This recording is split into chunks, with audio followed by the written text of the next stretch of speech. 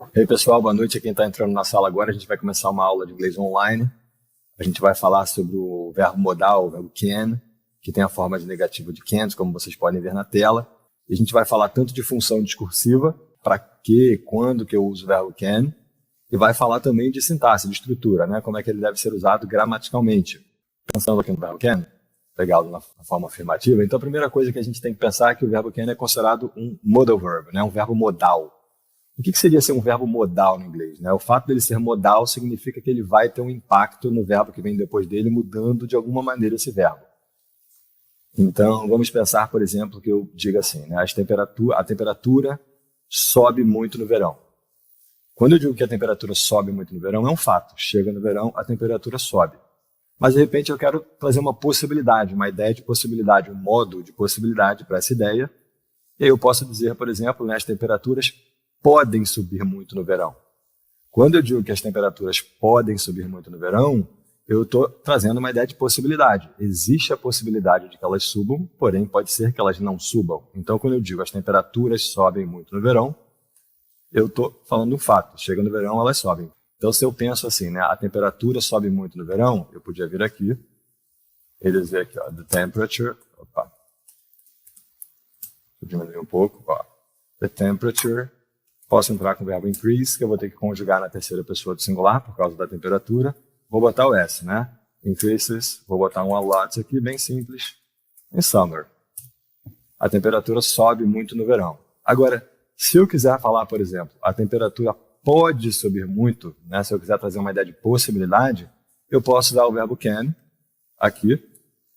Porém, quando eu uso o verbo can, o verbo aqui principal tem que voltar para a forma original dele.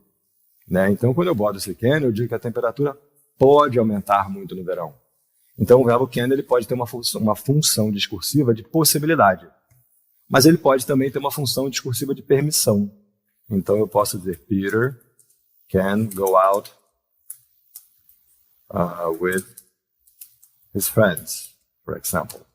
Então, aqui, por exemplo, eu já posso entender que o Peter pode sair, com a ideia de ele ter a permissão dos pais, por exemplo, né, com os amigos dele. Então, é uma outra função discursiva para o verbo can. É um outro modo, por isso que ele é um verbo modal. Então, ele pode trazer uma ideia de possibilidade, ele pode trazer uma ideia de permissão, e ele pode também trazer uma ideia de habilidade. Então, às vezes, eu penso assim, eu sei falar inglês. Eu posso usar o verbo can e fazer isso aqui, ó, I can speak English. E aí eu entendo que aqui ele pode vir no português, né, com essa ideia de eu sei. Eu sei falar inglês. É uma habilidade que eu tenho. Ou eu posso dizer, por exemplo, eu consigo correr rápido, bem rápido. Então eu posso vir aqui e dizer, I can run really fast. Então aqui ele está trazendo uma ideia de habilidade. Então ele pode ser usado como uma ideia de possibilidade, ele pode ser usado como uma ideia de permissão, ele pode ser usado como uma ideia de habilidade. Hoje, aqui nessa aula, a gente vai fazer um recorte observando o verbo can sendo usado para habilidades. Coisas que a gente sabe fazer ou coisas que a gente consegue fazer. Então essa é a função discursiva dele na aula de hoje. Agora vamos falar de estrutura. O verbo can, diferente como ele é um modal, né, diferente dos demais verbos, ele na terceira pessoa do singular não vai ganhar S. Né? Então eu não vou fazer she cans, por exemplo, ele não se conjuga, ele é can para todas as pessoas. Então eu vou construir da mesma maneira. She can run, faltou o verbo principal aqui, não. She can run really fast. Então aqui eu posso entender que ela consegue correr bem rápido, né? Realmente rápido. Essa seria a ideia. Outro ponto, ele é um verbo auxiliar. Então ele próprio faz a interrogativa dele. Então se eu quiser perguntar para você, você sabe falar inglês usando o verbo can? Lembre-se de uma coisa, tem sempre mais de uma maneira de falar, né, de passar a mesma ideia. A gente está fazendo um recorte, né, a gente vai usar o can especificamente, mas eu poderia usar o verbo know, enfim, outras formas. Então, se eu digo você sabe falar, eu venho aqui, ó, you can speak English. Nacionalidades com letras maiúsculas, né? E se eu quero perguntar, o que eu vou fazer? Eu vou passá-lo aqui, ó, para frente do sujeito. Can you? Do mesmo jeito que eu faço com o verbo to be, né? Ó. Can you speak English? Espaço aqui, claro que tem que ser capital letter aqui, né? Ó. Então ele próprio faz a interrogativa e ele próprio vai fazer a negativa se combinando com not. Então, se eu quiser falar, por exemplo, ele não sabe falar inglês, eu posso dizer dessa maneira. He cannot speak English. Então vejam que eu estou usando o can para falar de habilidade. Então vai ficar uma melhor tradução, eu sei aqui do que eu posso. Ou aqui no caso eu não posso, né? Eu não sei. Lembrando que o cannot pode se contrair na forma de can't. Na fala, né? Ó, he can't speak English. Então eu tenho uma ideia de que ele não sabe falar inglês. Então ele é um verbo auxiliar, a gente vai estudá-lo aqui hoje com essa ideia de habilidade, pensando que quando eu quero uma interrogativa eu passo ele para frente do sujeito, e quando eu quero negar eu vou combiná-lo com o verbo not.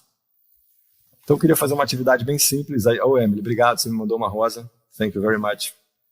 Eu queria fazer uma atividade bem simples, vou mostrar um quadrinho para vocês. Tudo que tem um checkzinho aqui, né, significa que a pessoa sabe fazer essa coisa. As coisas estão aqui, ó. E tudo que tem um xizinho, um cross, significa que eles não sabem fazer essas coisas. Então eu queria pedir para vocês jogarem nos comentários frases do tipo aqui. Então eu quero falar, o Tony sabe tocar violão. Então eu posso vir e falar, Tony can play the guitar. Ah, mas posso falar de outro jeito? Pode, mas a gente vai estudar esse aqui. Agora, Tony can play the guitar. E aí o que eu vou percebendo, né? Ó, primeiro, que ele não vai ganhar o S na terceira pessoa de singular. Geralmente, instrumentos musicais, eu boto esse artigo definido, que ali, ó, na tradução não vai aparecer o violão, né, mas é comum no inglês. Então tá ali. Ó, Tony can play the guitar. Então a gente olha para cá. Será que vocês podiam? Tony, Brian, Alice, Kathy, tem a play the guitar, play the piano, use a computer, program a computer, ride a motorbike, né, que seria andar de moto, e drive a car. Tony, alguém poderia falar alguma coisa aqui que o Tony sabe fazer?